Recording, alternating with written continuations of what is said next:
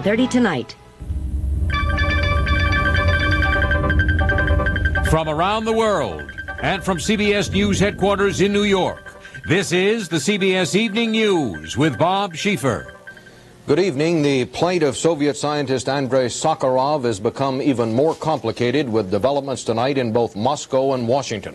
In Washington, President Reagan has told Soviet officials that he is concerned for the Sakharovs' health and has urged Moscow to allow the Sakharovs' daughter-in-law to join her husband in this country. We have more on that from Bob Simon in Washington. The Reagan appeal was the first grandstand play after weeks of discreet diplomacy. It was an indication that prior U.S. efforts had gotten nowhere and that the administration was genuinely concerned that Sakharov's life might be in danger. Secretary Haig has been directly involved in contacts with the Russians, which began even before the Sakharovs started their hunger strike. 8 days ago, State Department sources say Undersecretary Stessel told the Soviet charge in Washington that American public opinion would be so inflamed by Sakharov's death that Soviet-American relations would necessarily suffer.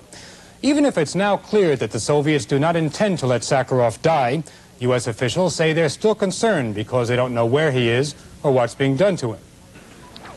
The very possibility that the father of Russia's hydrogen bomb is being force-fed by Russian authorities today suggests just how absolute his fall from grace has been. Sakharov was a great hero of Soviet society. He received more honors and awards than most Soviet leaders. He received all the benefits which Soviet society can offer, which is probably why the Soviet authorities turned upon him with such fury. When in 1968, Sakharov denounced censorship, intellectual restraints, and Soviet pressure against Czechoslovakia, the men who had honored him felt betrayed. When they couldn't silence him, he was exiled to Gorky, where for almost 2 years now, according to friends, he's been trying to disprove Einstein's theory of a closed universe from a small apartment in this industrial city on the Volga. His friends say Sakharov's hunger strike is, in a broad sense, a struggle for human rights. The Soviets have suggested that he is taking extreme steps for the benefit of a relative. U.S. officials believe the Soviets may be laying the groundwork for Sakharov's banishment from the Soviet Union.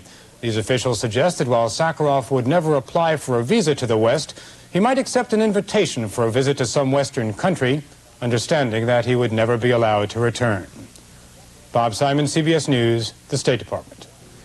Sakharov has been on a hunger strike for 2 weeks with his wife and has been hospitalized. And today, the unexpected development, the daughter-in-law on whose behalf Sakharov has been fasting, was picked up by the KGB and given some blunt advice. Report on that from Don McNeil. Refusal to let her go that led Sakharov and his wife, exiled in Gorky, to begin their hunger strike.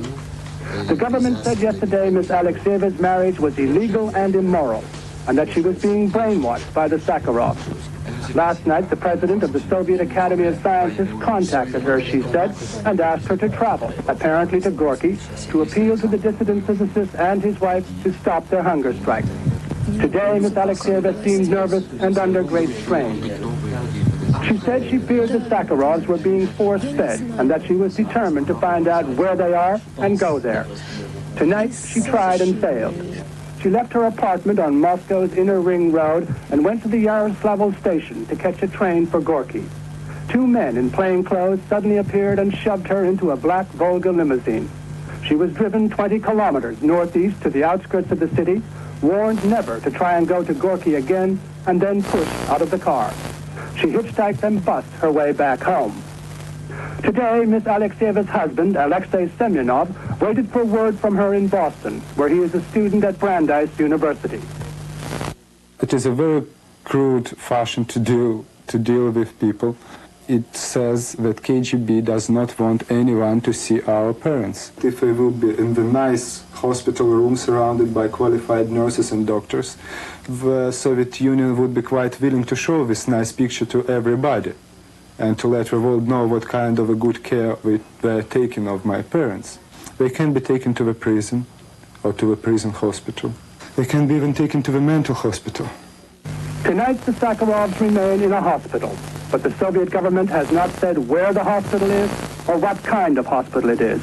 And so far, there has been no official word of their condition. Don McNeil, CBS News, Moscow. New individual retirement accounts. But there is a way to escape all this confusion. It's by calling or visiting your full-service bank. For professional guidance with your financial future, we've got the answers. Fix Formula 44D, please. Helen, with this nasty cough plus congestion, I need... Formula 44D. But Helen, I need a decongestant, not just strong cough medicine. You need Formula 44D. It's strong like Formula 44, has the strongest non-narcotic cough suppressant you can buy, plus ingredients to help unstuff your nose and loosen up for chest congestion. That's what I said. Formula 44D, strong for coughs plus congestion. Security remained heavy today around President Reagan and other top U.S. officials after the reports that an assassination team of Libyan gunmen had entered the United States. Libya denied the reports today and said they were the product of what it called the CIA fantasy farm. There was a similar allegation made in Washington, and Fred Graham has that story. All Libyan diplomats were sent home from the Libyan embassy in May. But today, the Libyan government's American attorney charged that the security alert here, based on reports of Libyan hit squads, is a propaganda effort to support the Reagan administration's hard line against Libya.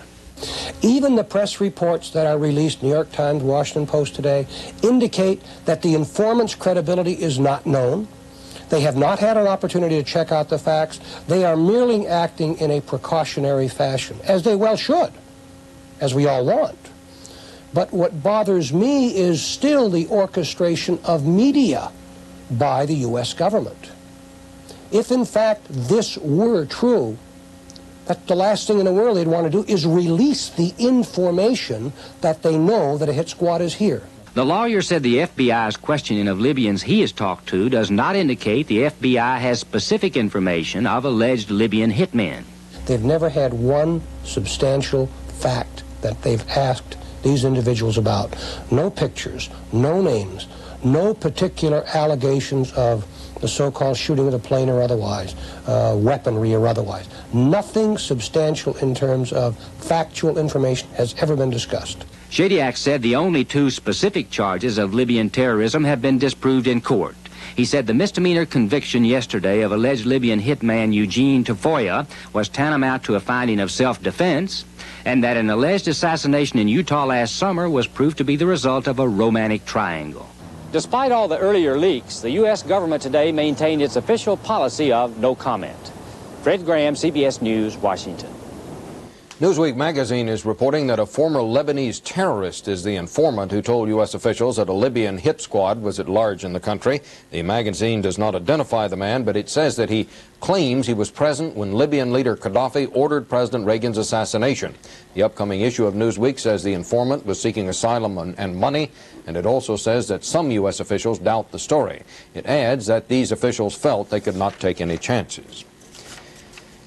Defense Secretary Caspar Weinberger flew to Naples, Italy tonight after talks in Turkey, and it was apparent from his remarks that the United States and Europe do not share the same view of developments there. Ike Pappas says that story. Heavily armed soldiers stand on street corners in downtown Ankara, a constant reminder that Turkey is still under martial law, governed by a 5-member Council of Generals. The military leaders say Turkey was verging on anarchy when they seized power, but that was 15 months ago. There have been charges of tortures. Political opponents are still being jailed. Many freedoms are still suspended.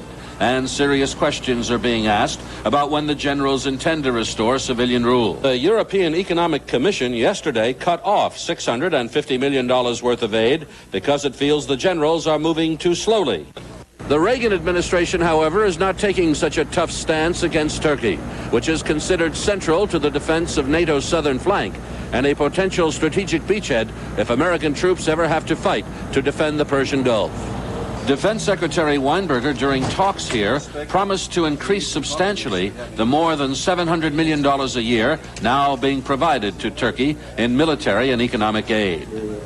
Today, Weinberger issued a glowing statement saying the United States greatly admires what the generals have accomplished. Later, he explained. We do feel admiration for the ability that the Turkish government to restore a considerable degree of law and order, and also for the fact that they are firmly embarked on a course of drafting a new constitution, which we are assured will have adherence to democratic principles.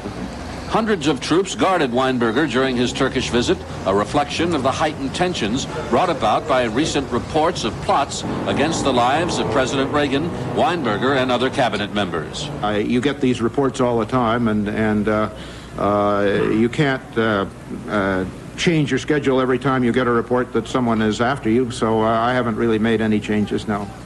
Meanwhile, in Naples, Italian security was beefed up even more after some 1,000 anti-nuclear demonstrators, described by police as communists and leftists, gathered to protest Weinberger's visit. No demonstrators were on hand, however, as Weinberger arrived tonight to consult with Italian officials prior to moving on to Brussels for next week's NATO defense ministers meeting, which is also expected to be marked by more protest demonstrations. Ike Pappas, CBS News, Naples.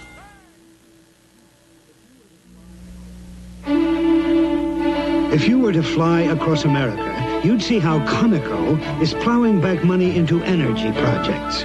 We're opening new coal mines and using new coal technology. We're exploring for and producing oil and natural gas to help reduce America's dependence on foreign oil. We're modernizing refineries, and we're working on synthetic fuels. Conoco, now combined with DuPont for a better energy future. Come with Timex to find every technology in time. Choose a traditional Timex that you wind with famous Timex dependability. Classic Timex looks. Travel with digital watches of time and space. Look for new quartz watches with all the accuracy and beauty of the cosmos. All built and priced in the Timex tradition from $16.95. Timex, we make technology beautiful. It hasn't received much notice, but the farm equipment manufacturers have been one of the industries hardest hit by the recession. International Harvester, one of the oldest names in the business, is suddenly struggling to stay in business, and local dealers are feeling the crunch too. Derek Blakely has our report. It looked like a winter carnival, but it was actually a wake. Yeah, $50 bomb, $75, $100 bill, $75, $100, $75, $100. 1,500 bargain hunting farmers descending on the small town of Garner, Iowa, for a farm machinery dealer's going out of business sale. The dealer, another victim of the growing farm recession. The farm economy? Yeah. It's lousy. If it keeps up, it's just going to break a lot of farmers. That's all there is to it. Farmers complain that grain prices have dropped almost 30% in the last year. That reduction of farmers' income, combined with high interest rates, has meant fewer sales of expensive farm machinery. Faced with lagging sales, farm equipment manufacturers have responded with large-scale layoffs.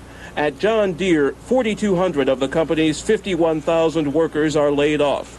At International Harvester, 10,000 of that company's 40,000 employees are on indefinite furlough. And at Massey Ferguson, 2,200 of their 11,000 employees are out of a job. Union officials say factory workers are beginning to fault President Reagan's economic policies. But the average guy in the plant, and a lot of them did support him for election, they're starting to question their own judgment now because it is getting worse constantly, and they do tend to blame it on him. In Iowa alone, 17 farm equipment dealers have gone out of business in the last year, caught in a squeeze between higher interest rates and lower profits. The dealers must pay those high financing costs to manufacturers just to keep the machinery on the showroom floor until it's sold. Dealer Bill Ginsvold hasn't made a profit in 2 years. He says more dealer bankruptcies may be coming. Probably by spring, if there isn't some relief, you're maybe going to see a lot more, because these guys are just, a lot of them are just hanging on by their teeth. With interest rates coming down and grain prices expected to rise by next summer, some forecasters predict the farm economy will rebound by mid-1982. But for farmers, equipment dealers, and factory workers already feeling the squeeze, the question is how to hold on until then. Derek Blakely, CBS News, Garner, Iowa.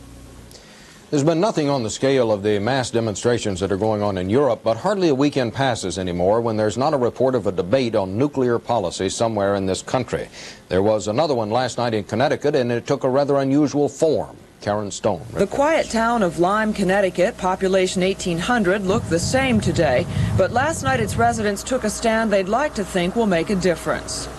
We can see before us a rising tide of national and international opinion that says enough is enough.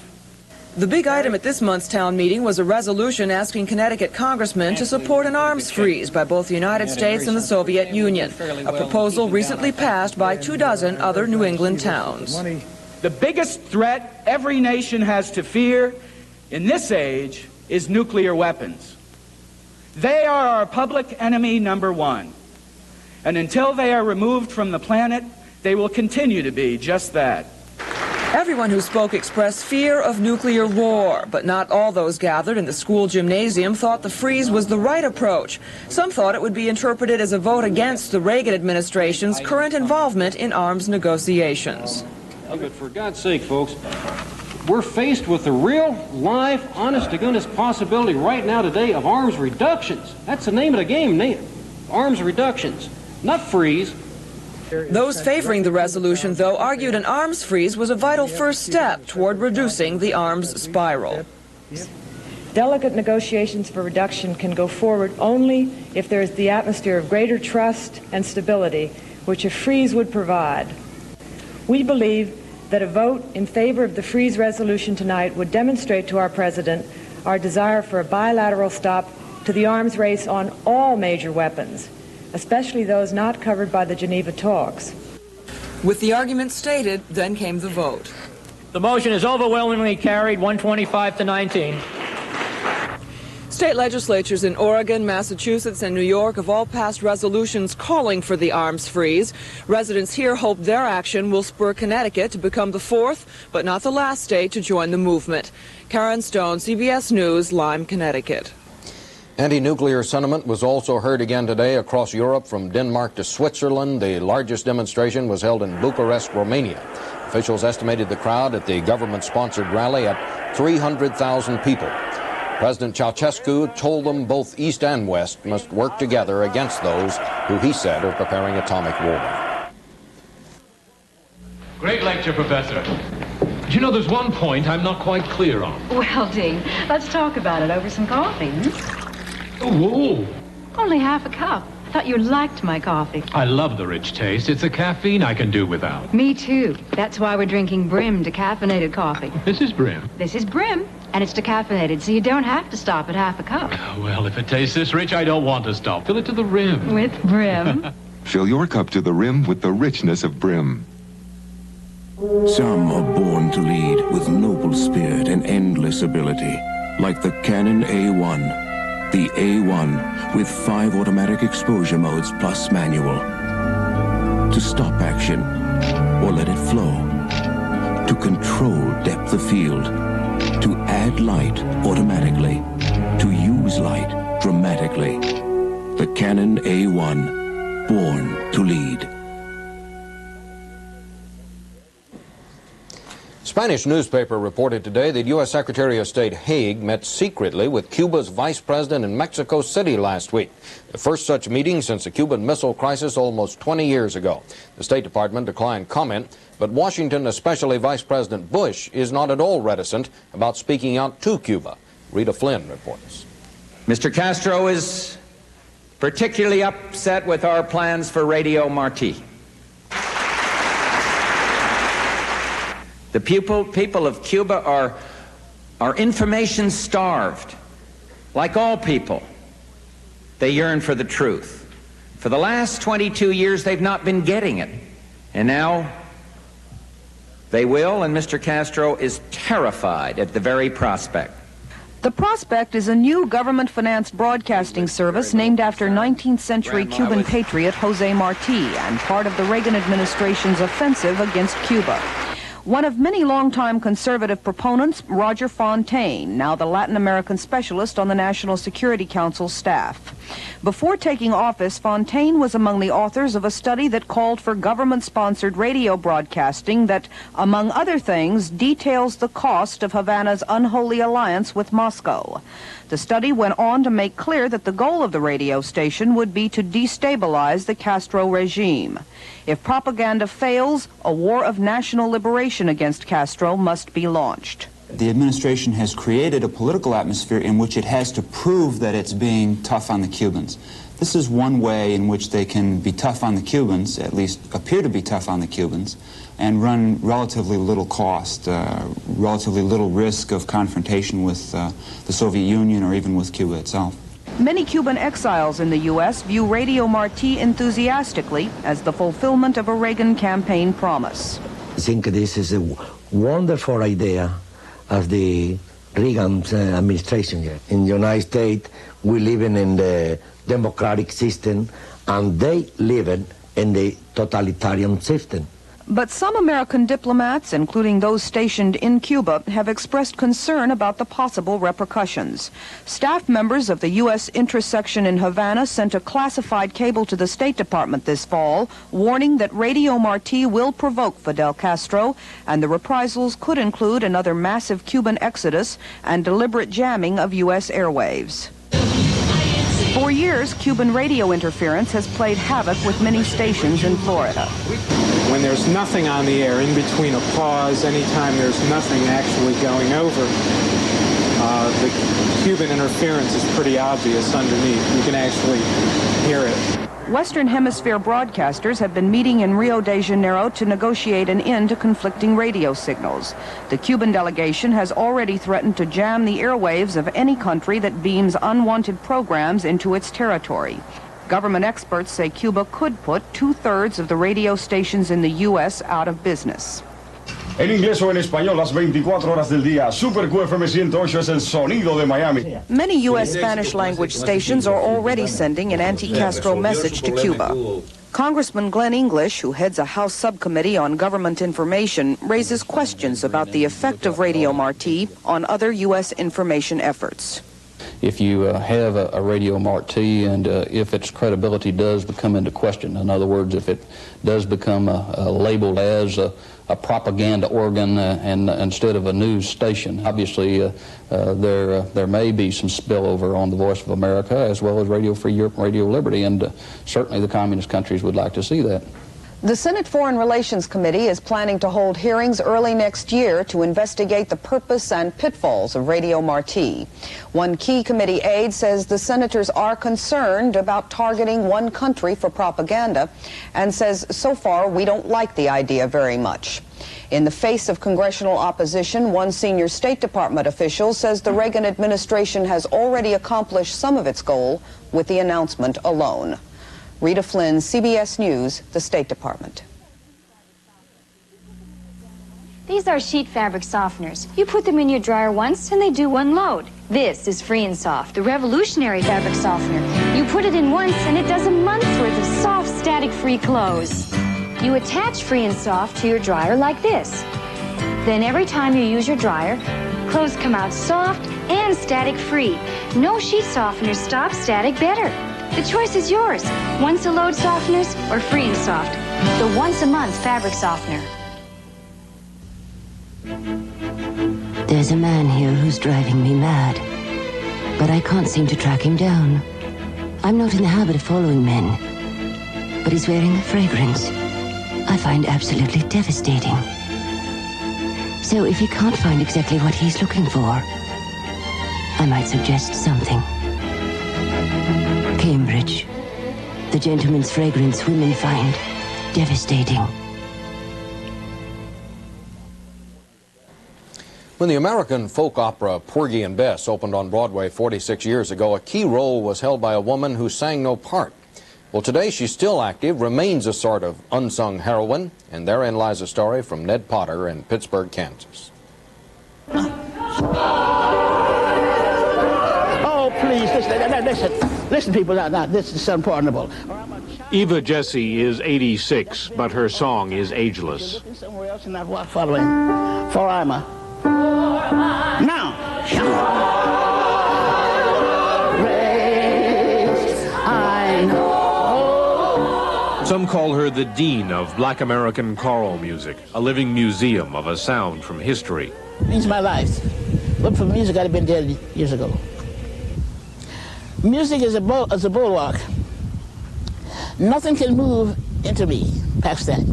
Today she works at Pittsburgh State University in Kansas, coaching amateur performers.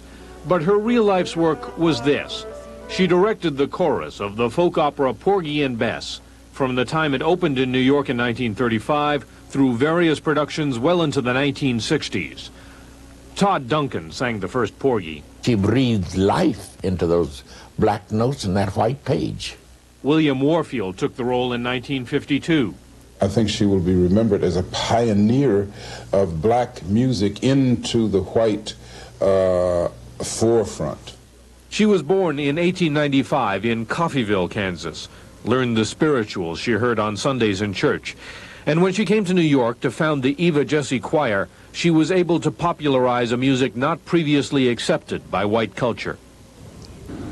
And there's a poet that goes, "You'll hear the trumpet sound to wake the nations underground, looking at my God's right hand when the stars begin to fall." I don't know, I just understood music. I knew it without having to learn it.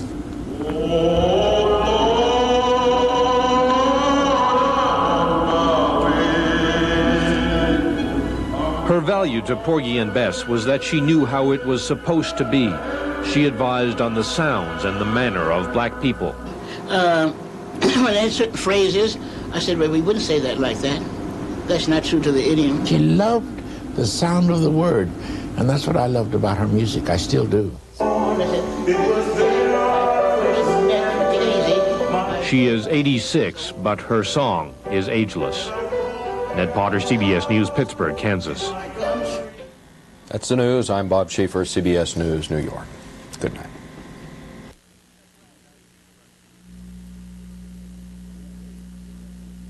About the new individual retirement accounts. But there is a way to escape all this confusion. It's by calling or visiting your full-service bank. For professional guidance with your financial future, we've got the answers. Big parties, little parties, those very special parties. They always sparkle with Canada Dry. That very special Canada Dry sparkle. Always light, always crisp, and very, very refreshing. Canada Dry Club Soda, tonic water, and ginger ale. They make your parties sparkle. You sparkle. Make your holidays sparkle with Canada Dry.